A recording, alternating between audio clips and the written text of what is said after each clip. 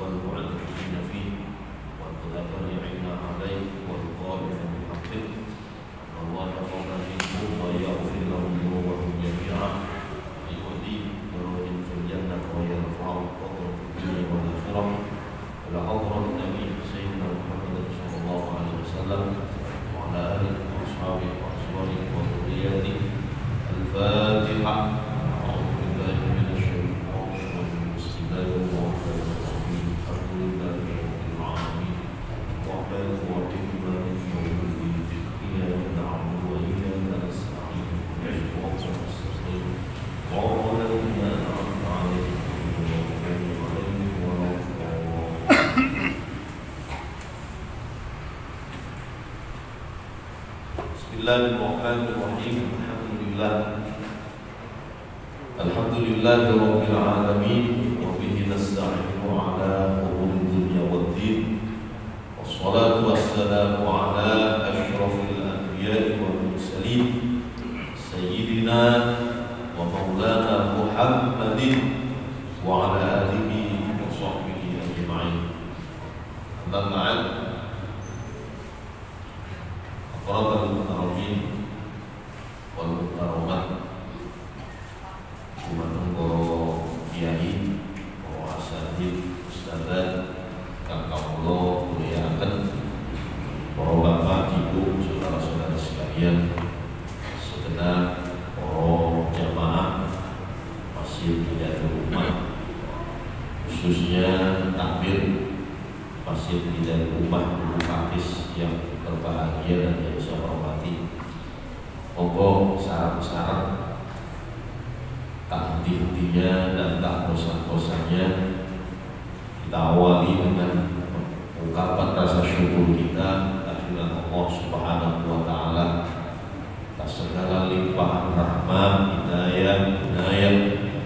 Alhamdulillah malam hari ini kita kembali bisa bertatap muka, kembali bisa beristiqomah menghadiri pengajian rutin yang diadakan setiap hari Rabu malam Kamis di Masjid Hidayatul Ummah.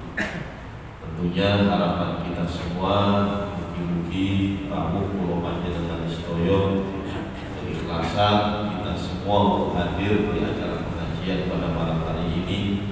Mudah-mudahan bisa mengantarkan kita semua untuk meraih rahmat dan ridha Allah Subhanahu wa taala. Mudah-mudahan Allah senantiasa memberikan kita keberkahan di dalam mengarungi perjalanan hidup ini. Mudah-mudahan kita selalu diberi kemudahan, kelancaran segala urusan-urusan kita, baik urusan dunia, akhirat, sehingga diharapkan kita menjadi manusia-manusia yang bahagia, selamat di dunia wal akhirah. Amin ya rabbal alamin. Hadirin hadirat para bapak ibu saudara-saudari sekalian yang dimuliakan Allah Subhanahu wa taala. Pertemuan kemarin kita telah alhamdulillah telah mengkaji bersama-sama mulai dari fardu-fardunya wudu atau rukun-rukunnya wudu. Kemudian sedikit kita kembangkan membahas tentang Shahihul Jabirah, bagaimana cara wudunya orang yang ada anggota wudunya diperban atau digips. Caranya bagaimana, syarat saja kemarin sudah kita sampaikan. Nah, di malam hari ini kita lanjutkan kembali. Jadi kalau kemarin fardunya itu, fardu itu berarti sesuatu yang harus ditunaikan. Ketika seorang yang berwudu tidak menunaikan fardu walaupun hanya satu fardu saja, maka wudunya bisa dianggap batal. Ya, kemarin fardu-fardunya wudu itu nopo mawon. Ya, kemudian membasuh wajah, nanti nopo malih membasuh kedua tangan, terus bagian kepala, nanti nopo membasuh kedua kaki yang sampai mata kaki. Kemudian sing terakhir nomor 6 tertib harus urut. Nomor 1, 2, 3 sampai nomor 5 ini harus urut, tidak boleh dibolak-balik. Lah itu rukun-rukunnya wudu. Oke. Terus malam hari ini kita akan mengkaji sunnah-sunnahnya. Faslun, sebuah fasal sunanul wudu, sunnahnya wudu. Kalau sunnah ini ya namanya sunnah, jika panjenengan lakukan maka akan mendapatkan pahala. Jika tidak dilakukan ya tidak apa-apa, tetapi tentunya bisa mengurangi pahala. Terus naik kalau panjenengan kepingin maksimal di dalam berwudu, ini walaupun sunnah, tapi ya tetap kita usahakan bisa kita praktekkan. Bisa kita praktekkan. Wa sunanul wudu, sunnah wudu. Sing pertama nopo as-siwak. Siwak, menggunakan siwak. Semerap siwak, Pak,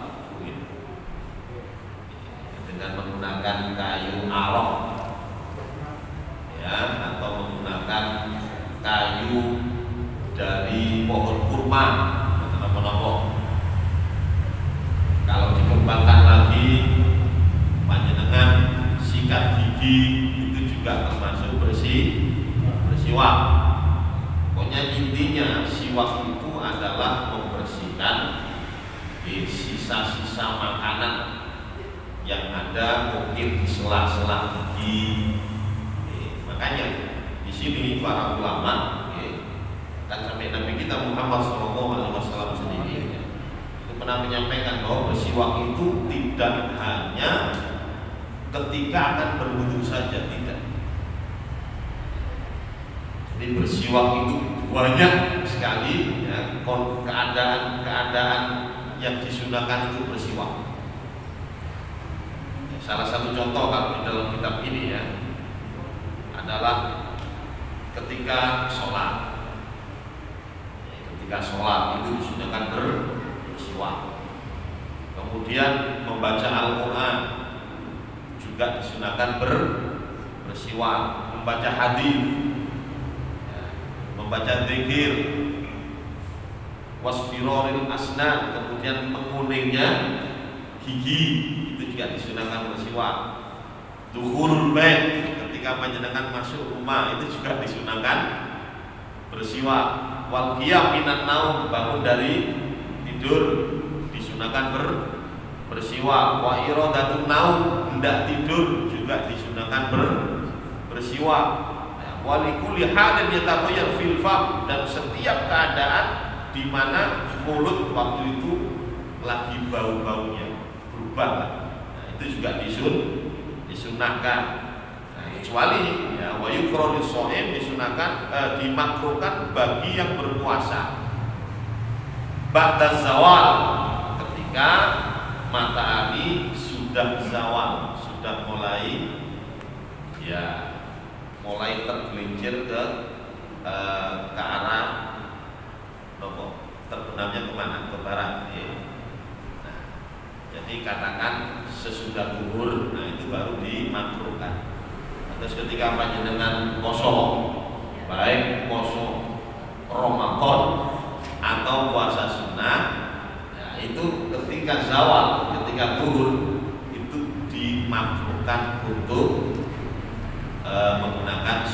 siwak.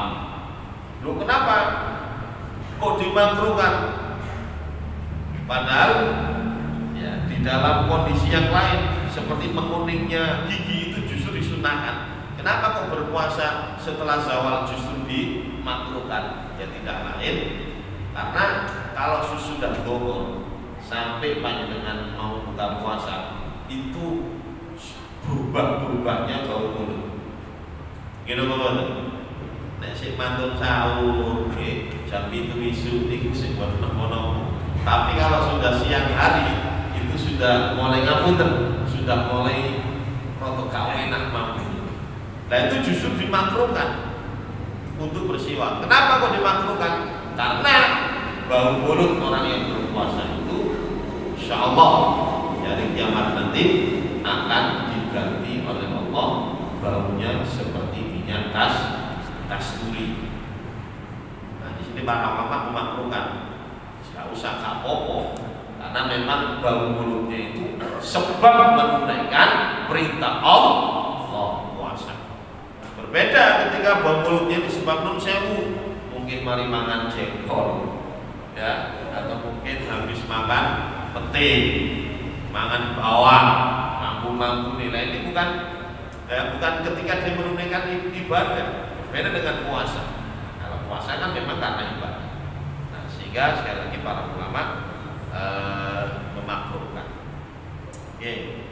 Memiliki wa yuta'akkadu lil wudu, sangat amat ditekankan untuk menggunakan siwak ini ketika hendak berwudu. Nah, bilangin di sini wasunanu dan termasuk sunnahnya wudu itu adalah asiwak, bersiwak. Jarang gitu, kalau panjenengan praktek ini jarang. Biasanya langsung. Sholat mawon jarang kita membawa siwak itu jarang. Kayak asik. Asik. Nah, cuman gini wow, panjenengan kepingin maksimal. Terus saya panjenengan ketika nyemrapi pahalanya, ketika panjenengan nyemrapi pahalanya, membaca Al-Quran dengan bersiwak, sholat diawali dengan bersiwak, masya Allah. Insya Allah panjenengan akan termotivasi. Jadi bodoh-bodoh ibadah, tapi hasil akhirnya niku boten sami.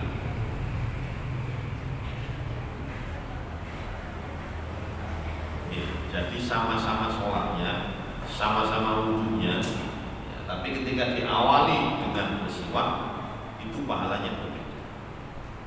Pahalanya dilipat-lipat gandakan oleh Allah Subhanahu wa Ta'ala. Mulai disampaikan Nabi ketika akan meninggal dunia sakaratul maut, yang beliau minta adalah siwak. Beliau bersiwak ketika sakaratul maut, sehingga diharapkan menghadap kepada Allah dalam keadaan bersih. Nah itu rahasianya tentu. Ini sunnah untuk bersiwak. Nah cara tumbas kata Pak, panjenengan tumbas ngampel ya, teng pundi malih. Nek teng mriki tumbas kayu arok niki, siwak. Insyaallah kata tiang-tiang sing mantun haji, mantun umroh, itu biasa itu siwak. Kemudian yang kedua tumat tasmiyah, kemudian membaca Bismillahirrahmanirrahim. Ini sing kalau ingin nanti tanglet ya. Jadi Bismillah di sini termasuk sunnah, termasuk sunnah. Terus kalau ada hadis, ya, bahwasanya kalau tidak mengawali dengan Bismillah itu la wudu, tidak ada wudu. Nah yang dimaksud la wudu, tidak ada wudu di sini bukan berarti wudunya batal, tidak. Yang dimaksud bukan wudunya batal, tapi wudunya tidak sempurna. Kenapa? Karena Nabi kita Muhammad SAW itu pernah bersabda, kullu amrin bibabin la yubda'u bi bismillahirrahmanirrahim fa huwa aqqa. setiap perbuatan yang baik kalau tidak didahului dengan Bismillahirrahmanirrahim, maka dia akan terputus. Terputus apa? Terputus dari rahmat Allah, terputus dari barokah. Panjenengan yang damel untuk mencari nafkah, ini termasuk perbuatan baik atau buruk, Pak? Perbuatan baik. Nek panjenengan hanya sebatas nyambut damel tok, tidak diawali dengan Bismillahirrahmanirrahim, nun saya kurang barokah. Cara dunya angsal, tapi pahala tidak dapat. Nah, ketika panjenengan medal saking kira Bismillahirrahmanirrahim, maka pekerjaan panjenengan itu akan berbarokah. Dunia dapat, pahala pun juga ada. Jadi amalan-amalan yang baik, lebih-lebih wudu, ya, termasuk ibadah. Nah, itu hendaknya didahului dengan Bismillahirrahmanirrahim. Makan, minum, panjenengan wis napa mawon lah, pokoknya sesuatu sing sae diawali dengan Bismillah.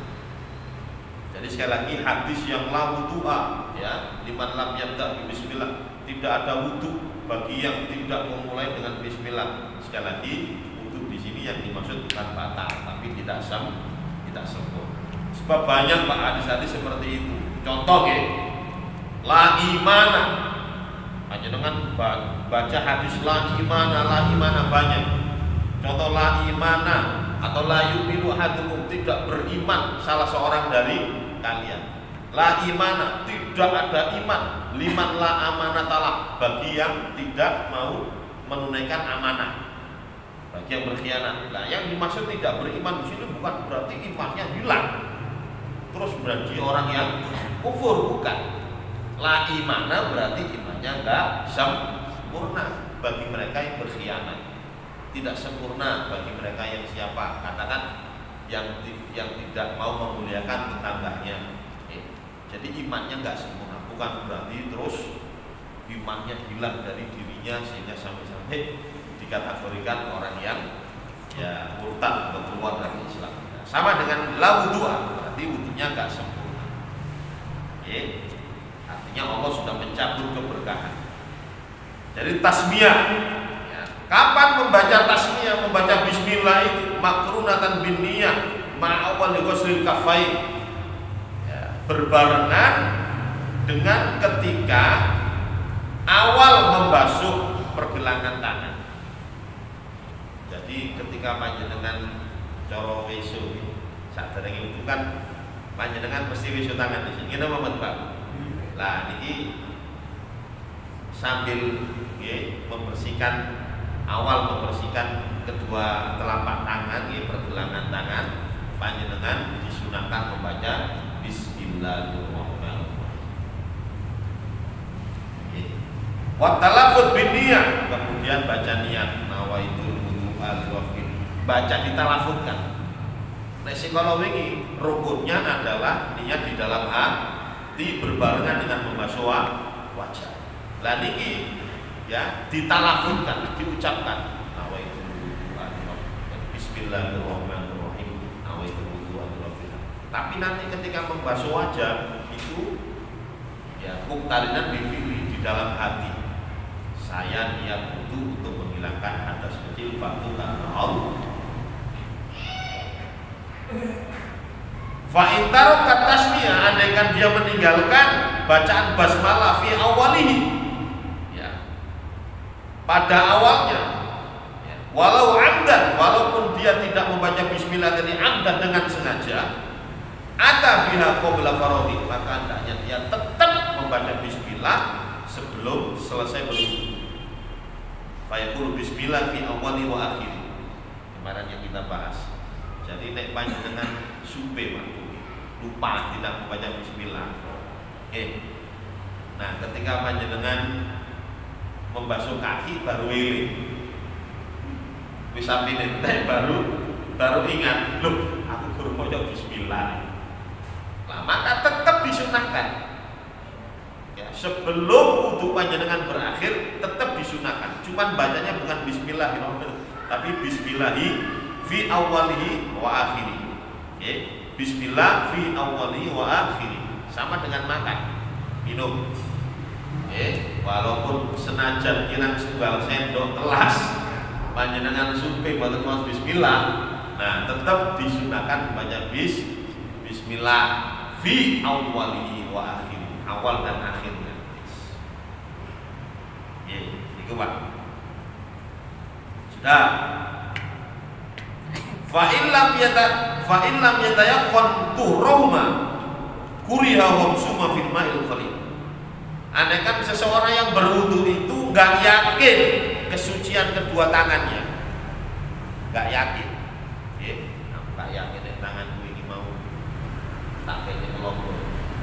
Dia nggak yakin kalau kedua tangannya ini suci, maka dimakruhkan untuk mencelupkan kedua tangan ini pada air yang sedikit. Kalau nggak yakin, kenapa? Kalau nggak yakin dimakruhkan, karena air kalau sedikit dia nggak yakin kalau tangannya suci. Nek yakin nggak jadi masalah. Kalau yakin nggak jadi masalah. Walaupun airnya kurang dari 2 bulan nggak jadi masalah. Tetapi kalau dia itu nggak ada keyakinan, ya lebih-lebih aku mau mari gini. Nah, ketika dia nggak yakin, maka dimakruhkan memasukkan kedua tangannya pada air yang sedikit, yang kurang dari 2 bulan. Soalnya ini air yang sedikit rentan, ketika dimasuki benda najis maka akan menjadi najis. Nah terus ya apa caranya? Ya sing paling aman nih Pak, kalau air sedikit, makanya seperti tandon ya. Tandon itu walaupun kecil, katakan 1 ember lah, kemudian ujungnya dikasih keran, lah itu jauh lebih aman, karena tangan tidak usah memasukkan ke dalam air yang sedikit itu jauh lebih aman. Tapi nek wis mentok, wis panjenengan yakin lah tangan suci. Nah terus bagaimana ketika berwudu dengan air yang sedikit? Kalau caranya tidak ada kerannya, sing pertama gini jadi ketika kita bersihkan, lah panjenengan ketika membasuh wajah, airnya jangan sampai netes ke air yang sedikit. Ketika netes maka airnya menjadi mustahmat, maka tidak boleh dipergunakan. Ya, tidak bisa menghilangkan hadas. Caranya yang nopo atos. Kemudian yang kedua, ya ambil lagi, ini kan terkena, lah ini diniati apa kemarin? Diniati menjadi cebok, diniati menjadi cebok. Panjenengannya soalnya tanpa cebok, tanpa tangan tidak bisa. Diniati cebok. Maka di sing paling aman jadi panjenengan taringi keran, wes masih airnya tidak sampai 2 bulan, tidak jadi masalah. Kerannya dibuka tok seret. Nah, itu sing paling aman. Nek tanpa keran wudune rada ribet. Rada ribet. Pun. Terus tsummal madmadhah. Tsummal istinsyaq. Nah, kemudian setelah membasuh kedua pergelangan tangan ini, kemudian disunahkan apa lagi? Madmadhah itu berkumur. Berkumur. Tsummal istinsyaq, kemudian menghirup air dalam hidung, kemudian kita keluarkan lagi air. Wal afdal, yang paling afdal, paling utama, al jamu bainahuma bi thalathi ghurfat yatamakmatu min kulli ghurfatin tsumma yastanshiqu bi baqiyah. Sing paling afdol, yang paling utama itu adalah al-jamu bainahuma, mengumpulkan antara kubur dan istinsyaq, antara kubur dan menghirup air di hidung kemudian dikeluarkan, itu menggunakan satu air saja. Contohnya tentang kalau gambaran ya. Nah, ketika panjenengan ini sudah wis madai air, kemudian umur. Nah sisa kan masih sisa. Mosok panjenengan sampai dalam satu kumuran, ya, nah, mesti sisa, masih sisa kan, ya.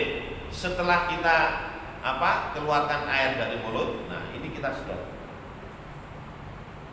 Itu namanya al-jamu, mengumpulkan, ngirit air lah. Ya, itu yang paling utama. Dan itu dilakukan bidalah tadi hurufat 3 kali. Ya, seret, ya, 3 kali. Jadi cukup satu air saja. Tidak kumur dhewe mantun niku istinsyak sendiri, tidak. Nggih mboten napa-napa, tapi sing paling afdol ya, karena sekali lagi di dalam berwudu ini memang nanti dimakruhkan terlalu boros menggunakan air itu juga makruh. Jadi yang paling utama adalah mengumpulkan ya antara keduanya, maksudnya antara kumur dan istinsyak ya, dengan tiga cibuk, maksudnya ya tangan kita. Nah kemudian untuk istinsyak al-mubalaghah, mboten napa-napa panjenengan mubalaghah itu menyangatkan. Kita hirup air itu ya gak mek dihirup titik tok, tapi ya lumayan lah, tapi pun sampai melebet sampai ya. Jadi kita hirup kemudian kita keluarkan. Kita hirup kita keluarkan. Fungsinya apa? Sekali lagi membersihkan kotoran-kotoran. Ini kotoran debu. Karena kita akan menghadap kepada Allah. Pada sholat, diharapkan bisa bersih. Sing pertama bersih fisiknya, yang kedua bersih rohnya. Loh kok bisa? Nggih. Karena panjenengan wudu itu tetesan air wudu itu akan gelontor dosa-dosa kita. Nah, bila nek panjenengan terus ya minimal wudu kan minimal dalam sehari. Nah, panjenengan wudu ketika menghadap kepada Allah dalam keadaan bersih fisik, manten dosa-dosa kalau panjenengan rontok terus berguguran. Ada tiang-tiang sing saged jadi wudu itu luar biasa. Untuk wudu masya Allah, wudu istimewa. Tapi angin apa betul? Tapi luar biasa. Kalau nggak ada guru atau sekolah sampai wafatnya pun dalam keadaan masih punya wudu. Bahkan wafatnya pun ketika itu berpuasa Senin Kamis karena wafatnya kecelakaan. Jadi punya wudu plus puasa Senin Kamis, wafatnya hari Senin, kecelakaan. Luar biasa. Nah jadi ini kalau menghadap kepada Allah dalam keadaan suci, dalam keadaan bersih fisik. Fisik ini kok kita bersihkan. Kalau panjenengan tengratosan debu-debu berseni wae. Makanya tempat-tempat yang terkena debu sampai istinsyak. Nah itu disunahkan untuk mubalaghah. Mboten napa-napa panjenengan menghirup airnya sangat tidak apa-apa, kecuali ketika berpuasa. Li ghairi shaim. Nek sing poso nun sewu justru dimakruhkan istinsyak itu, menghirup air di hidung dengan sangat dimakruhkan. Kenapa? Khawatir mangke melebet tuyune. Kalau airnya masuk bisa batal puasanya. Kenapa? Karena termasuk obat. Orang berpuasa itu kan harus menjaga beberapa lubang, ya, lubang kemaluan, lubang tubuh, lubang telinga, kemudian lubang hidung, lubang mulut. Nah, dari sesuatu, ya. Ketika kemasukan lubang-lubang itu dengan sesuatu, maka bisa batal puasa. Terus watadridu, ya, kulit minal ghusli wal masih. Kemudian meniga-kalikan setiap basuhan dan usapan. Jadi ditiga-kalikan. Gila nih, kalau ini kalau sampai akan para bapak ibu ya. Jadi basuhan pertama itu harus sempurna. Kenapa? Karena basuhan pertama itu adalah mirofil hadas, untuk menghilangkan hadas. Karena untuk menghilangkan hadas maka airnya pun menggunakan air mutlak. Nah, ketika panjenengan sebelum selesai membasuh panjenengan lepas, maka ini sudah apa? Mustakmal. Loh, padahal sekali lagi ya, basuhan pertama itu adalah untuk menghilangkan hadas. Basuhan kedua, ketiga sunnah. Senajan panjenengan menggunakan air mustakmal tidak jadi masalah. Nah, makanya di sini hanya disunahkan, 3 kali kan itu hanya disunahkan. Hanya disunahkan, baik membasuh ataupun mengusap. Mengusap berarti kepala. Kemudian wayak khudusyak bil yakin. Kemudian orang yang ragu itu harus mengambil dengan keyakinan. Maksudnya, nek kula panjenengan ragu dalam berwudu, maka yang dimenangkan adalah keyakinan panjenengan. Ya, panjenengan katakan, "Lho aku mau wis membasuh wajah apa belum?" Berarti belum. Berarti panjenengan ulangi malih. Sama dengan sholat. Ya, ketika panjenengan sholat, lho aku ini oleh rakaat 3 ke 4 ya. Maka dipilih yang 3. Senajan panjenengan kok asline ngono wis 4 ya. Tapi ketika ragu maka harus diambil yang yakin. Nah, dalam hal ini yakin yang dimaksud ini berarti ya yang paling sedikit. Ya, 3 itu. Sama dengan ini. Aku wis basuh tangan aku turun, berarti turun. Ya.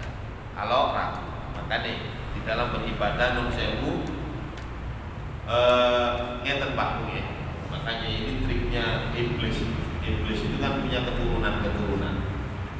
Ya, keturunan iblis itu para rawuh yang mulia. Jadi memang ada spesifikasi ya, untuk mengganggu orang di dalam beribadah. Ono sing jenenge walhan. Walhan itu biasanya dibutuh wong sing wudu. Ya apa wudune ben ragu. Maka panjenengan tinggal wonten yang nawai gak mari-mari. Sampai komat wudu sih kan. Rakaat siji wis masih wuduan. Diulang-ulang. Lha itu setan. Jenenge walahan. Sama sholat pun juga demikian.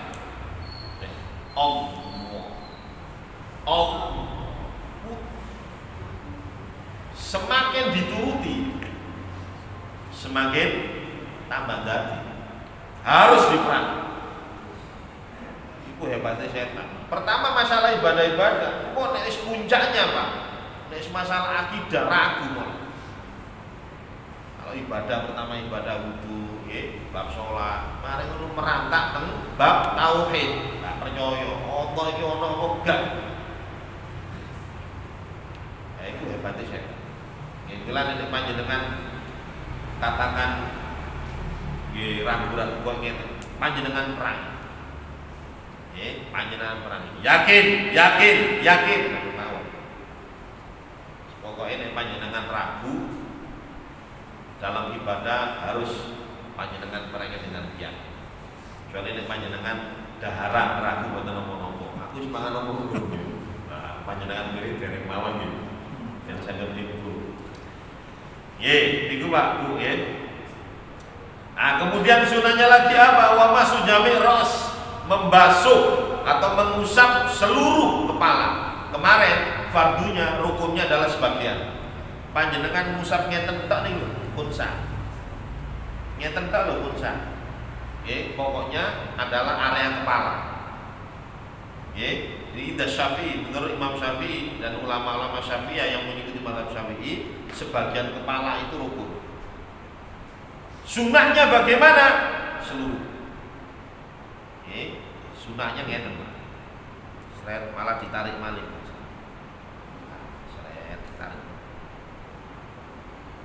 Itu kalau Imam Syafi'i. Nah, Imam Malik semuanya.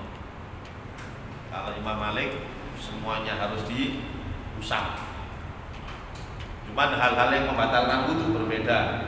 Kalau Imam Syafi'i wudunya rotok gampang, mengusap sebagian sudah sah.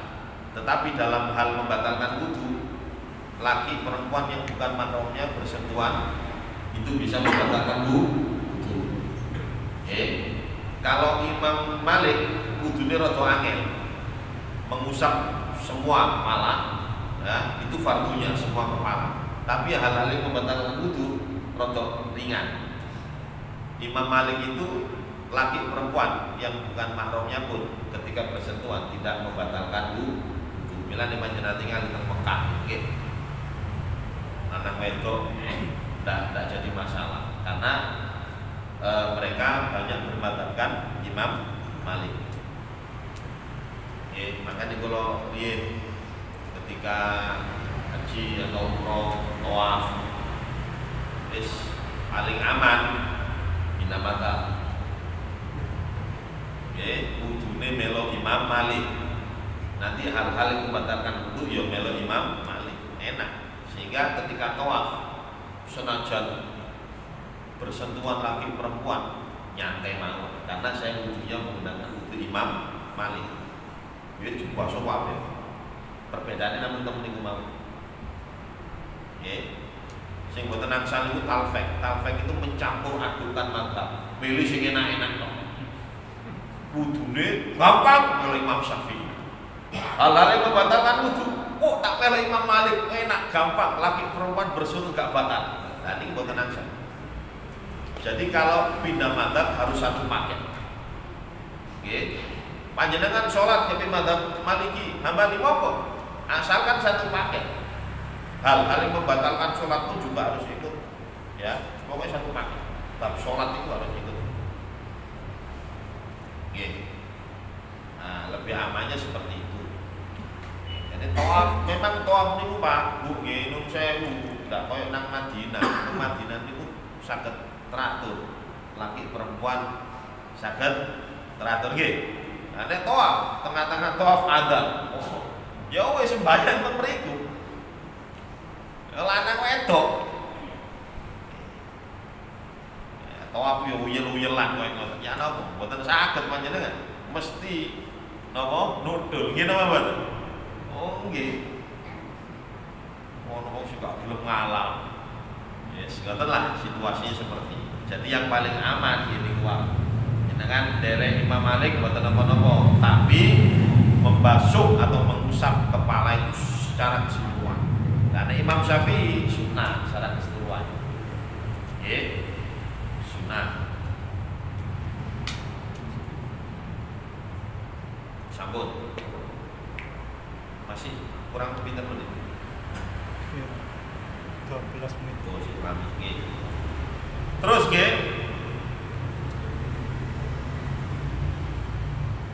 Mashul udhunain zahiri ma wa batini bima'in jadid. Kemudian mengusap kedua telinga. Lho niki Pak Bu nggih. Kedua telinga nggih, baik zahirnya yang kelihatan atau batin-batin itu berarti mriki. Yang di dalamnya. Itu sunnah. Bukan rukun. Makanya kemarin rukun itu hanya 6 itu telinga enggak ada. Jadi basuh telinga itu sunnah. Sunnah membasuh telinga dengan air yang baru, maksudnya air yang baru air yang baru. Nah ini caranya gimana? Nah, ini dimasukkan, terus niki Pak, nah niki montet ini, nah terus terakhir terakhirnya. Jadi banyak lekukan itu disunahkan juga terkena air. Terakhir sehingga tenang. Nah itu sunnah 3 kali. Terus wa takhlilu asabil yadain bitasbih, menyela-nyelai jari jemari kedua tangan bitasbih dengan cara begini. Ini jari jemari ini. Itu disunahkan supaya air bisa sampai pada kulit. Terus wa asabi rijlain, begitu juga jari jemari kedua kaki Caranya ya napa? Bi khinsaril yadil yusra min asfali khinsaril yumna ila khinsaril yusra. Ngeten. Ngapunten nggih. Ini contoh niki sikil kula nggih. Ya ini kaki saya. Nah, khinsar niku niki kelingking. Sunahnya gimana? Ngeten Pak. Ini kaki kanan nggih. Nah, niki teng mriki dingetenaken. Sret. Nggih. Sret 1 2 3 4. Terus sing kiri sami. Nggih, mulai jempol niku wau. Nggih, sret. Jadi menggunakan kelingking kiri. Nggih. Jadi sunahnya seperti itu. Jadi rada repot. Nek panjenengan kudu tenanan. Nggih, rada repot, tapi nggih niku wau semakin panjenengan katakan nopo mempraktekkan sunah-sunahnya ini semua, insya Allah semakin maksimal. Semakin maksimal berarti pahalanya pun juga semakin banyak. Ya memang rada ribet, tapi Allah Subhanahu Wa Taala sekali lagi ya tidak akan menyia-nyiakan amal panjenengan. Semakin sulit, semakin repot, tapi panjenengan sangat maksimal, itu semakin besar pahala. Makanya sampai-sampai di dalam sebuah hadis itu, okay, jadi pahala yang bisa mengangkat derajat seseorang itu apa? Wudu di saat dingin, dalam kondisi dingin tapi dia bisa wudu maksimal. Nek dalam keadaan dingin kadang-kadang lah males awak dhewe wis sing rukun-rukunin tok ae lah. Nah ini maksimal, wah luar biasa. Luar biasa.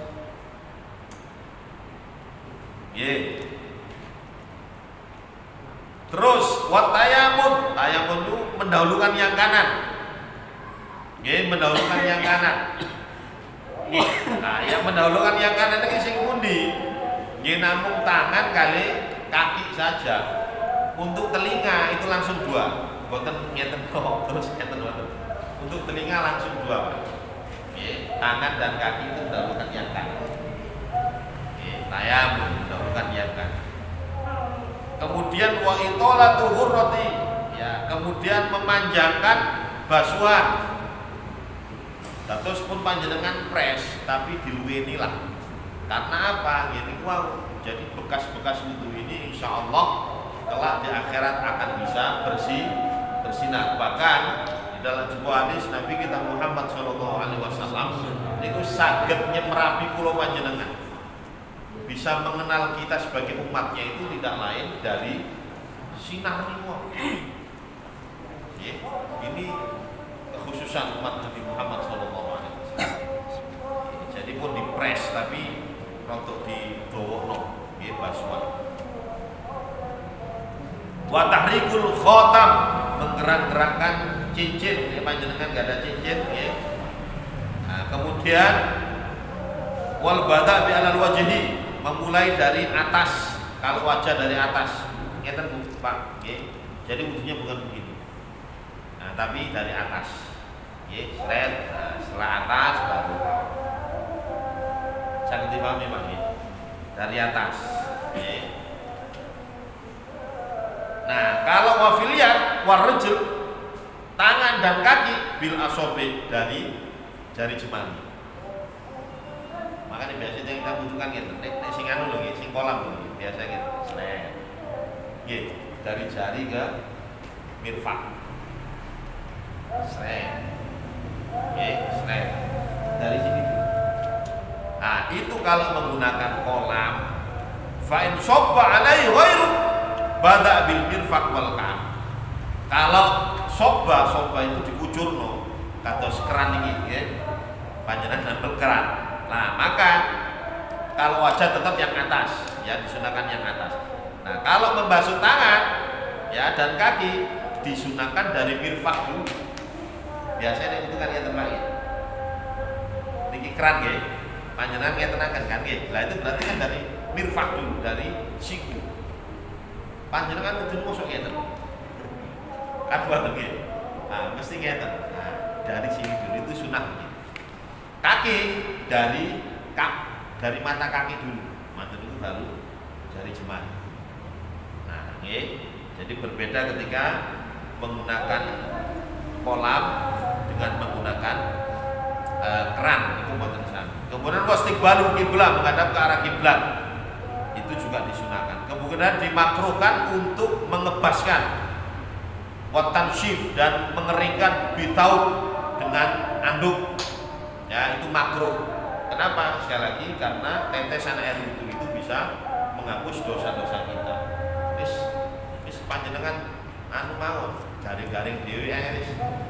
Tetesan itu akan mengampuni dosa-dosa kita.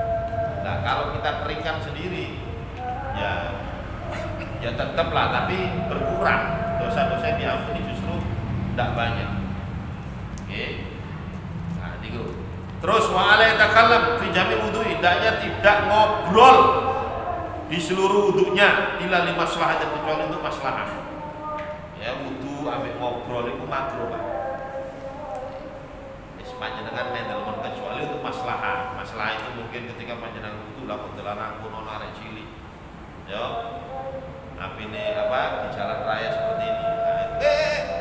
Telepon aku. Itu kan lil maslahat. Atau contoh yang lain. Nggih. Terus wa an yaqula, kemudian hendaknya berdoa ba'dahu, setelah wudu, apa? Asyhadu an la ilaha illallah wahdahu la syarikalah wa asyhadu anna muhammadan abduhu wa rasuluh. Allahumma ja'alni minat tawwabin wa ja'alni minal mutatahhirin wa ja'alni min ibadikas sholihin. Kita beri kita baik subhanaka allahumma wa bihamdik asyhadu an la ilaha illa anta astaghfiruka wa atubu ilaik. Nah, ini sunah. Oke. Kemudian wala ba'sa, dan tidak apa-apa bidu'a inda naqdha, dengan berdoa ketika membasuh anggota tubuh. Kados kalau ini kalau sampai akan panjenengan mempelajari kitab karangan Imam Ghazali. Imam Ghazali istilahnya ngarang lah, okay? Jadi setiap anggota wudu yang kita basuh itu ono dungo-dungo nih. Seperti ketika membasuh wajah, Allah baik wajhi, ya Allah putihkanlah wajahmu, ya Allah tabyadu wujuh wa taswadu wujuh, ya dimana ketika di hari kiamat nanti wajah menjadi putih, ya wa taswadu wujuh, dan Allah sing hitam. Jadi kita minta supaya wajah kita dijadikan putih, ya bersinar. Kemudian Allah ma'ati di kitabi, ya biyamini, ya Allah berikanlah catatan amalku dengan tangan ya Allahumma jangan kau berikan tangan kiri, ya, atau min wara'i atau dari belakang punggungku, ya. Atau ya itulah Imam Ghazali dalam setiap basuhan itu ada doa-doa, ya, ada doa-doa. Nah, makanya kemarin disampaikan ketika panjenengan mempraktekkan doa-doa Imam Ghazali ini wudu di toilet, ya tidak usah dikeraskan, cukup di dalam hati saja. Ya, dan lanjutkan begini buat apa? Tapi kalau di toilet tidak usah dikeraskan, karena itu doa ya ibadah. Oke, istilahnya bermunajat kepada Allah Subhanahu wa taala. Namun dari sini mungkin ada yang ingin ditanyakan, monggo. Oke.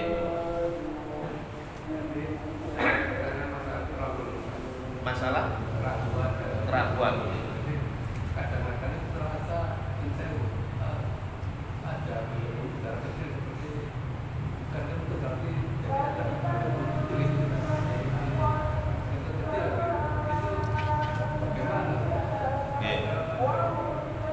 Gini gua Pak. Jadi kita ini kentut apa tidak? Panjenengan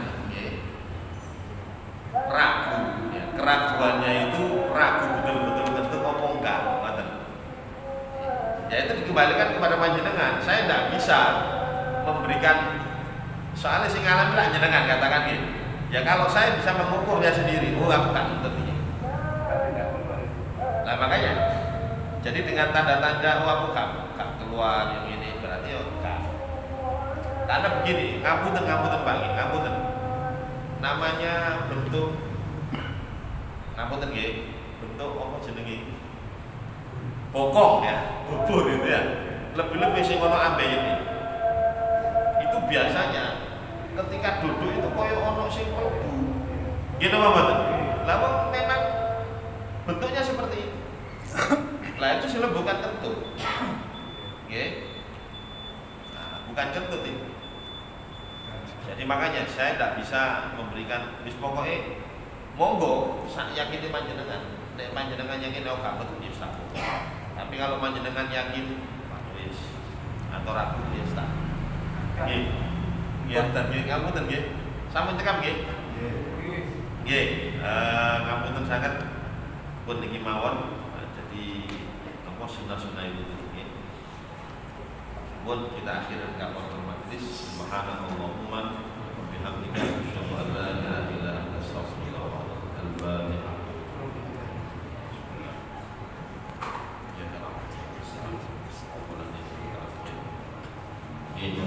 Assalamualaikum warahmatullahi wabarakatuh.